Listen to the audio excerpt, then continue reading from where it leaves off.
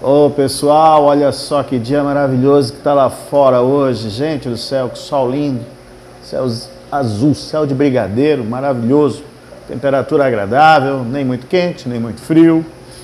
Mas eu gosto do calorzão do verão, né? Afinal de contas é lá que nós temos os chamados recifes de corais, linha do Equador. O que a gente vai falar hoje? Vamos falar de competição, competitividade, disputa de território. Vamos lá? Vamos falar disso.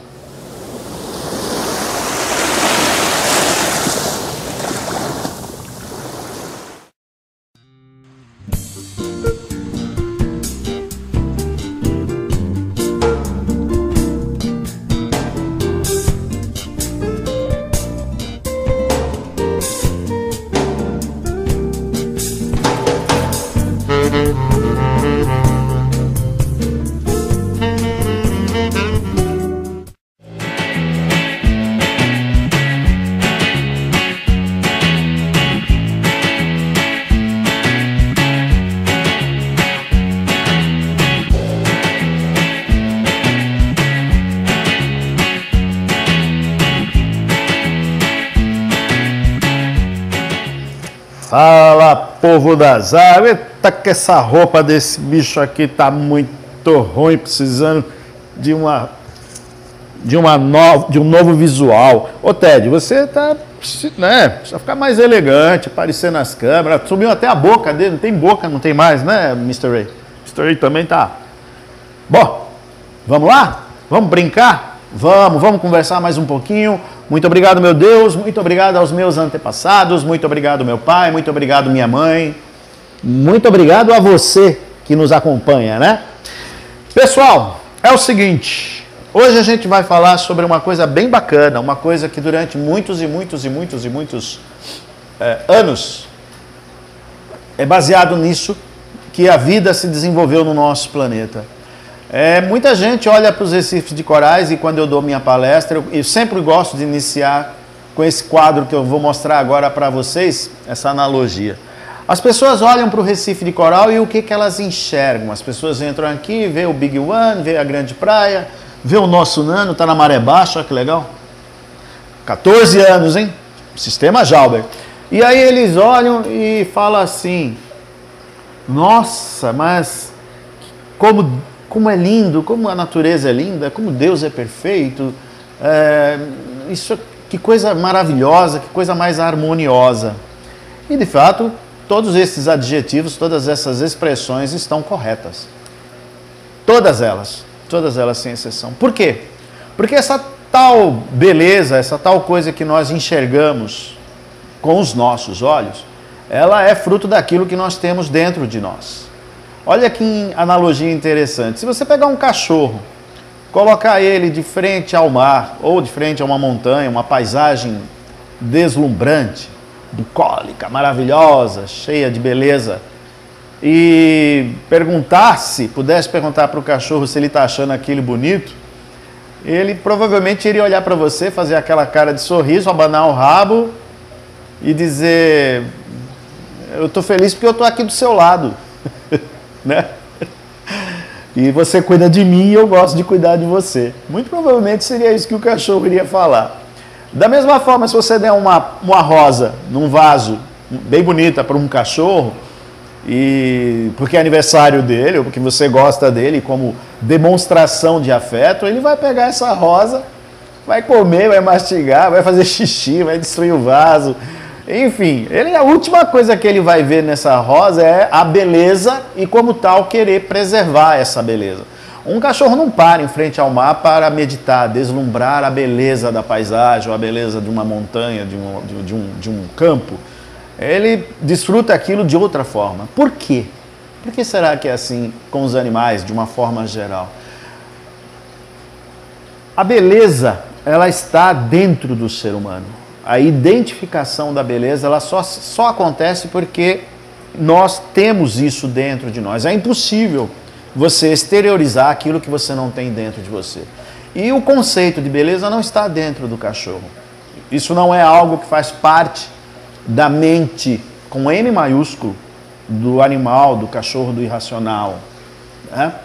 Então, no caso dos seres humanos, nós identificamos e pegamos e ficamos com algo simplesmente porque é bonito, porque é belo.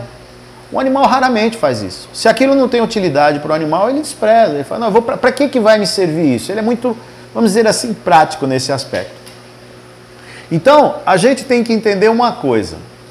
Um recife de coral, ele não é algo feito para ser belo. Ele é algo feito para ser útil, funcional. E, como tal, ele foi concebido pela grande vida do universo, pela grande força do universo. Assim foram concebidas as estrelas, do universo, tudo aquilo que a gente vê, tudo aquilo que a gente enxerga com os 5 sentidos, que nós identificamos com nossos 5 sentidos, são expressões da funcionalidade. Então, olha lá, é isso que nós enxergamos quando vimos um recife de coral? Mas, se nós pudéssemos tirar uma radiografia e olhar o recife de coral como realmente ele é, era isso que nós provavelmente identificaríamos. Olha só. Complicado, né? Um campo de batalha. E o que eles estão disputando? Basicamente, alimento. Essa é a primordial condição dada aos animais, aos organismos, à abiota do recife de coral, onde eles ali disputam cada centímetro quadrado disponível para adquirir a alimentação da fonte primária, uma vez que a grande maioria deles ali, desses invertebrados, né, desses corais, são organismos autotróficos na sua essência. Ou seja, eles produzem os seus alimentos, como as plantas os fazem, né, também.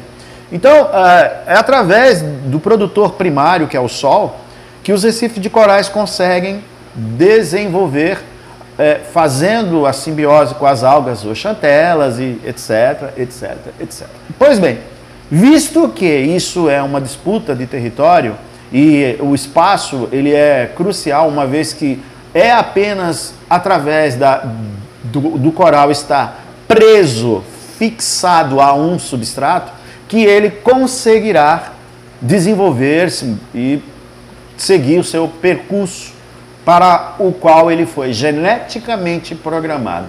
Eu estou sendo, assim, extremamente científico, tá? Nessa posição, nessa colocação do aspecto, para a gente chegar onde eu vou, onde vocês querem, né, que a gente chegue. Pois bem, sendo assim, se você tem dentro deste ambiente alguns animais, alguns seres que possuem armas, que possuem dispositivos e mecanismos que são melhores para se desenvolver do que outros organismos, é de se pensar que este organismo terá, por natureza, uma condição mais favorável ao crescimento. Se você tem uma planta e que ela cresce durante o dia 30 centímetros, essa planta precisa de luz e de fotossíntese. Se você colocar uma outra planta que cresce 30 centímetros por ano do lado dela, significa que em 24 horas essa plantinha aqui, ó, aqui leva um ano, estará na sombra e não fará o papel, não desenvolverá seu papel, ok? Não conseguirá sobreviver. Na questão dos recifes de coral, o que ocorre é exatamente a mesma coisa. Alguns corais, eles têm um crescimento que leva, o que eles crescem em um mês, outros poderiam levar 6 meses, 8 meses, 10 meses para crescer. Então fica muito, muito complicado você conseguir encontrar uma forma de fazer com que isso aconteça. De uma maneira geral, o que a gente pode ensinar, pode perceber no estudo que a gente tem ao longo dos anos, é que corais, vocês conhecem, vocês lembram dos 3 grupos básicos que nós temos.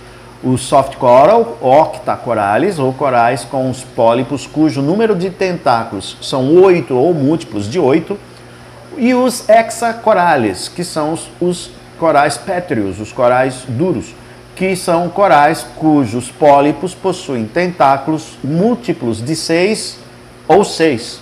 Por isso o nome hexacoralia ou octacoralias. Pois bem, os softs e os hards, os softs e os corais moles, que são os corais moles, e os corais duros, eles têm propriedades distintas de desenvolvimento, de crescimento. Os moles, por não formar esqueleto calcário, eles crescem de forma mais rápida. E há uma lógica. Quanto menor for o coral mole, mais rápido é o seu desenvolvimento, uma vez que a formação de biomassa é pequena. Se você tem um leather, um coral mole que é grande, para que ele cresça, ele leva mais tempo, porque ele é maior, ele precisa de mais alimento, de mais matéria, de mais produto para crescer a sua biomassa. Por isso que corais do grupo de corais moles pequenos têm a tendência de ter um crescimento muito acelerado. E como lá no campo de batalha, uma vez que eles crescem rapidamente, eles ofuscam. Além de provocar sombra ao seu redor e com isso impedir que os outros façam a simbiose com a zooxantela, eles também eliminam certas toxinas. Existe a mais conhecida palitoxina, eliminada por corais, né, do grupo dos zoantos, de uma forma geral,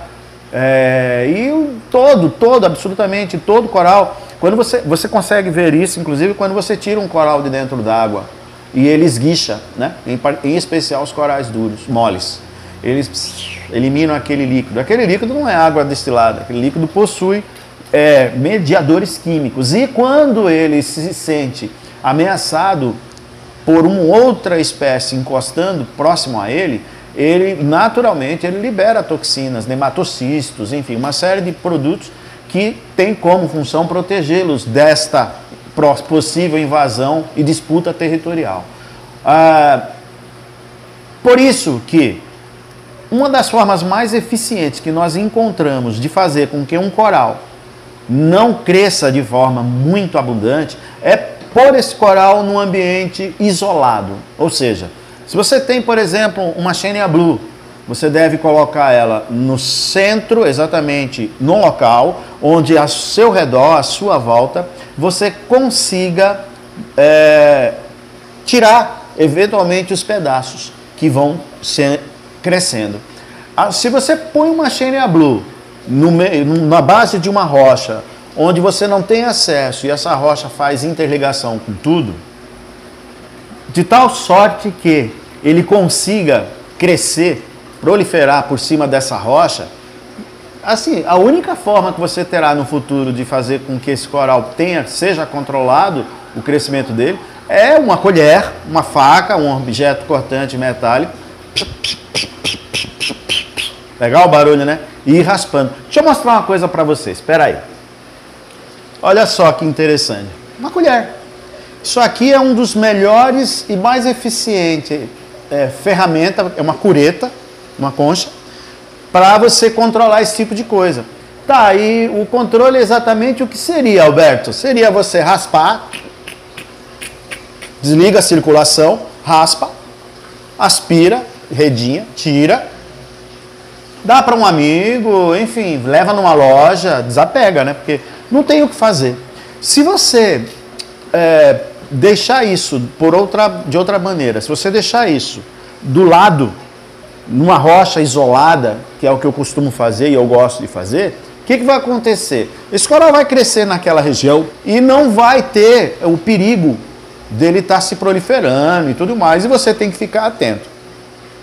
Nessa sequência de escala evolutiva, nós temos no próximo grupo aqueles corais que estão no segundo, vamos chamar de 3 níveis, tá? de crescimento, de escala evolutiva dos corais.